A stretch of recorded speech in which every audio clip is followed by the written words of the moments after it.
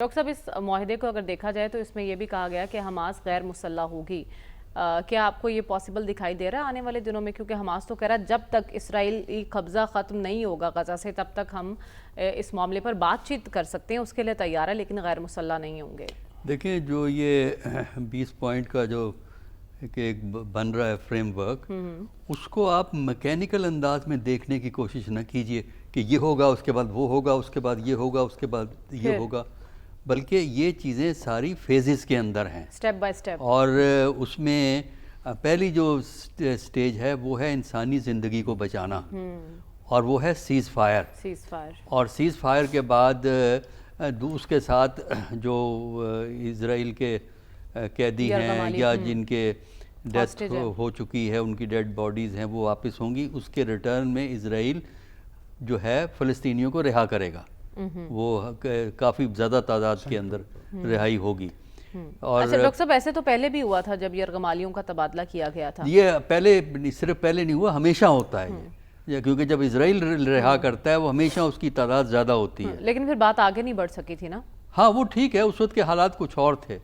اس وقت جو ہے نا سچویشن میں پرابلمز تھیں. حماس کا رویہ بھی اس زمانے میں کافی اگریسو تھا. اب سوال یہ ہے کہ آپ کے پاس چوائس کیا ہے. دیکھیں نا، آپ ریجیکٹ کر دیجئے 20 یہ پوائنٹس کو، ہم نہیں پسند کرتے، ہم کیا کریں گے؟ آپ کیا چوائس ہے آپ کے پاس؟ پھینٹی کھائیں گے نا اسرائیل سے، کیونکہ کسی مسلمان ملک میں اتنی ہمت نہیں ہے، نہ اتنا جذبہ ہے اور نہ اتنا فیصلہ ہے کہ وہ مقابلہ کرے. کر ہی نہیں سکتے کیونکہ کمزور ہیں.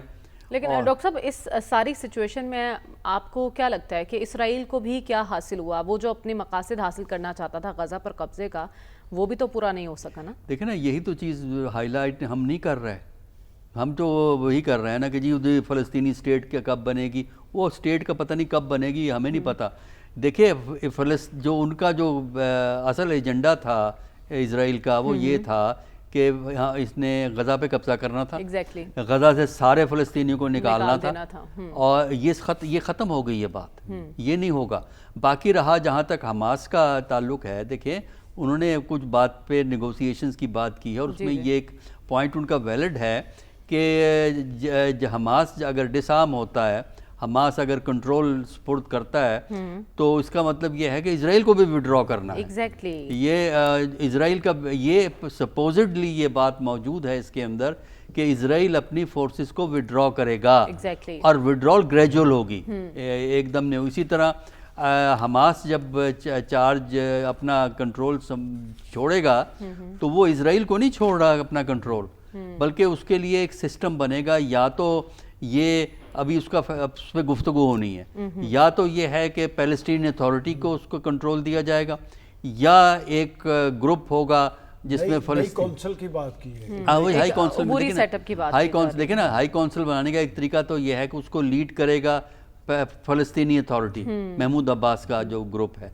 دوسرا اس کا طریقہ کار جو یہ ہے کہ ایسی ایک ہائی کونسل بنے گی جس میں فلسطینی ہوں گے، اور ان کی مدد کے لیے کچھ مسلمان ملکوں کی سپورٹ ان کو حاصل ہوگی، اور اس کے بعد اس کو وہ اتھارٹی دیں گے. اسرائیل کو وہ اتھارٹی نہیں دیں گے حماس والے. تو یہ چیزیں نیگوسیٹ ہوں گی. ہاں اس سے پہلے جو چیز ہونی ہے وہ ہیومینیٹیرین اسسٹنس کا وہاں پہنچنا ہے، ہسپتالوں میں ایکوپمنٹ کا پہنچنا ہے، ضروری سامان پہنچنا ہے، اور پھر یہ دیکھنا ہے کہ جو فلسطینی ہیں ان کی جو مشکلات ہیں ان کو کس طرح آپ دور کریں گے. باقی رہا سڑکیں ٹھیک کرنے کا عمل ہوگا، وہ وقت کے ساتھ چلتا رہے گا، اور اس کے بعد پھر کہیں بات آئے گی کہ آئندہ کیا ہوگا، کیونکہ جو فلسطینی ریاست ہے اس میں اور بڑے مسئلے ہیں. ڈاکٹر صاحب ابھی تک کی ڈیولپمنٹ میں آپ کو اس معاہدے کے نتیجے میں یا اس کے عمل درآمد ہونے میں کوئی رکاوٹ تو دکھائی نہیں دے رہی؟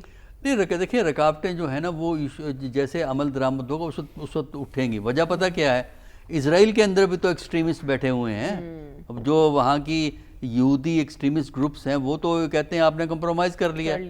اچھا، اسی طرح حماس کے اندر بھی ایسے لوگ ہیں جو کہیں گے کس طرح آپ چھوڑیں. ایک سوال میں آپ سے کر سکتا ہوں؟ کیا ٹرمپ صاحب جو ہیں، جو انہوں نے انیشیٹو لیا ہے، کیا امریکن اسٹیبلشمنٹ ان کی تائید کرے گی؟ دیکھیں میرا خیال ہے وہ تائید ان کے پاس چوائس اس لیے نہیں رہتی. ایک تو یہ کہ پریزیڈنٹ کا فیصلہ ہے، دوسرا یہ ہے کہ ویسٹرن کنٹری جو حکومتیں ہیں امریکہ کی حکومت یا انگلستان وغیرہ کی حکومتیں ان پہ ڈومیسٹک پریشر بہت زیادہ ہے کیونکہ جو پروٹیسٹ وہاں پہ عام آدمی کر رہا ہے، امریکہ کے اندر بھی عام آدمی جو پروٹیسٹ کر رہا ہے کہ یہ جو کلنگز ہیں ختم ہونی چاہیے.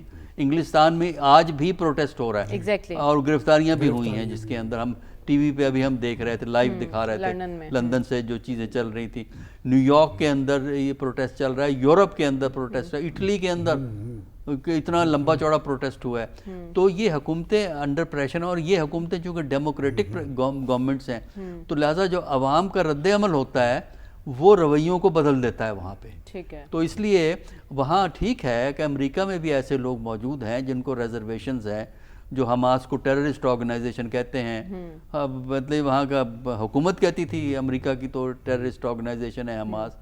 تو یہ چیزیں اپنی جگہ ہیں، یہ سوچ منفی سوچ وہاں موجود ہے، لیکن اب دیکھنا یہ ہے کہ کس طریقے سے آپ یہ کوشش کریں گے کہ منفی سوچ سائیڈ پہ رہے اور جو مثبت سوچ والے ہیں وہ کم از کم اس پروسیس کا آغاز کرتے ہیں تاکہ وہاں پیس اور ہیومینٹی پہ جو ظلم ہو رہا ہے اسرائیل کر رہا ہے اس ہیومینٹی پہ ظلم کو ہم ختم کر دیں.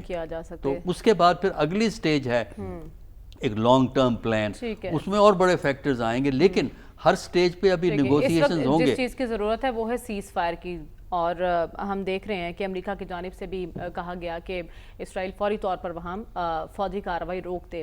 ڈاکٹر صاحب آپ کو کیا لگتا ہے کہ انڈیا ایک بار پھر کسی تیاری میں ہے اور کوئی مس ایڈونچر کر سکتا ہے؟ دیکھیں اب میرا خیال ہے کہ ٹھیک ہے، جواب تو دینا چاہیے، جو کہ ہمارے ہاں سرکاری حلقوں نے ہندوستان کے آرمی چیف اور دوسرے لوگوں کے بیانات کا جواب دیا ہے، جواب دینا ضروری ہوتا ہے. لیکن اس میں اتنا زیادہ پریشان ہونے کی ضرورت نہیں ہے. وجہ یہ ہے کہ آپ کو ہندوستان کی کیفیت کا اندازہ ہونا چاہیے کہ مئی میں کیا ہوا ان کے ساتھ، اور اس کے بعد وہاں جو بحث چل رہی ہے اس وقت ہندوستان میں، اس میں بنیادی طور پر ایک تو حلقے ہیں بی جے پی کے حلقے تو اسی قسم کی باتیں کر رہے ہیں، ہم دوبارہ جنگ کریں گے، ابھی ختم نہیں ہوئی، یہ تو ایک فیز تھی، دوبارہ ہونے والی ہے. کیا کریں وہ اس کا راستہ کیا ہے ان کے پاس اپنی امبیرسمنٹ ان کے پاس کوئی سیاسی بیانیہ نہیں اس میں. لیکن جو اس سے علاوہ ہیں جو نان بی جے پی ہیں وہ انڈین حکومت پہ تنقید کرتے ہیں کہ جس طرح انہوں نے وار کو مینیج کیا. دیکھیے وار کو کیونکہ انڈیا کا جو تصور تھا وہ یہ تھا کہ انڈیا کو نومیریکل سپیریورٹی اتنی زیادہ حاصل ہے کہ وہ پاکستان کا 1-2 دن میں 3 دن میں حشر کر دیں گے. پاکستان یہ سوچ ہی نہیں سکے گا کہ کیا اس کا جواب دے، تو کام سارا الٹ ہو گیا. تو اس سے وہاں سوال یہ پیدا، ایک تو یہ سوال پوچھ رہے ہیں جو بی جے پی کے باہر لوگ ہیں. اچھا دوسرا جو ہے انٹرنیشنل لیول پہ انڈیا کی جو سپورٹ سسٹم ہے وہ ٹوٹ گیا ہے. سب سے بڑا سپورٹ سسٹم جو ہے امریکہ ہے، اور یہ سب کچھ 10 مئی کے بعد ہوا نا، ایک 10 مئی کے بعد ہوا ہے. اس کی وجہ ہے نا 10 مئی کی وجہ سے ایک جو انڈیا نے ایک اپنا ہوا کریٹ کیا ہوا تھا کہ وہ ایک اتنی بڑی پاور ہے کہ ساؤتھ ایشیا اور اس کے بیونڈ اس کا ملٹری رول ہو سکتا ہے، وہ پرسیپشن ٹوٹا جس کا عرب ملکوں پہ زیادہ ایفیکٹ ہوا ہے. اور تیسری چیز جو ان کے لیے امبیرسمنٹ کی ہے کہ آئسولیشن میں اس لیے بھی ان کو اضافہ نظر آتا ہے کہ سعودی عربیہ سے جو آپ کا ڈیفنس پیکٹ ہوا ہے وہ بھی ایک بڑا فیکٹر ہے. کیونکہ مودی صاحب تو بڑے فخر سے بات کرتے تھے سعودی عربیہ کی، تو ایسی صورتحال میں اس قسم کے بیانات وہ دیں گے. اچھا، اور اس کا جواب دینا چاہیے. دوسری طرف یہ ہے کہ پاکستان سیکیورٹی سسٹم جو ہمارا ہے وہ ہائی الرٹ پہ ہے، اس لیے کہ جو آپ کا پورا سیکیورٹی نظام انڈیا کے خلاف ہے، اور اس کا ڈیٹرنس ہے کہ ایک ایسا خوف پیدا کیا جائے کہ پاکستان جو ہے رسپانس کرے گا جس سے انڈیا کو نقصان ہوگا. تو لہذا یہ فکر نہ کریں، آپ کے جو لوگ ذمہ دار ہیں سیکیورٹی کے وہ اپنی جگہ الرٹ رہیں گے. لیکن میرا نہیں خیال کہ ہندوستان کوئی ایسا میجر آپریشن جو کر سکے گا. جو میزائل کا مارنا ہے اس سے حاصل کیا ہوگا؟ میزائل کو مارنے سے پاکستان 10 میزائل مار دے گا اس کے جواب میں. اس کا یہ مطلب نہیں ہے کہ اگر وہ ایک فائر کریں گے تو یہ بیٹھے تماشا دیکھتے رہیں گے، جواب ان کو مل جائے گا فوری طور پر. تو میرا اپنا خیال یہ ہے کہ وہ ایسا کوئی بڑا فوجی آپریشن پاکستان کے خلاف نہیں ہوگا، کیونکہ اس وقت انٹرنیشنل لیول کی جو پولیٹکس ہے اور ان کے ہاں اپنے اندر جو کیفیت ہے وہ یہ جو ہے یہ نہیں ہے. لیکن یہ ہے کہ وہ بیانات اس لیے بھی دیں گے کہ بہار کا الیکشن آ رہا ہے ایگزیکٹلی. اور الیکشن میں بہار جو ہے دوسری بڑی سٹیٹ ہے وہاں کی اتر پردیش کے بعد، تو لہٰذا وہاں یہ دکھانا ضروری ہے کہ ہم مضبوط ہیں، ہم مستحکم ہیں، ہم جواب دے سکتے ہیں. اصل میں مئی میں تو ہم نے جواب نہیں دیا ان کو، ان کے 2 جہاز ہم نے گرا لیے. وہ پاکستانی جہاز گرانے کا خیال ان کو 1 مہینے کے بعد آیا، اس وقت نہیں پتہ لگ سکا مئی کے اندر. پھر وہی کہیں گے کہ نہ میری آنکھیں سرختی نہ میری دم کھڑی. بالکل اس صحیح وقت نا بڑی بے بسی کا عالم ہے بھارت میں، اور مودی سرکار ہے وہ بڑی بیچارگی سی کیفیت سے دوچار ہے. تو ایسے میں وہ صرف بیانات ہی دے سکتے ہیں، اور اگر بیانات تک کی بات ہے تو دیتے رہیں، خوش ہوتے رہیں، خوش فہمی کا شکار رہیں، اور اپنی عوام کو بھی بے وقوف بنا سکتے ہیں جب تک تو بناتے رہیں.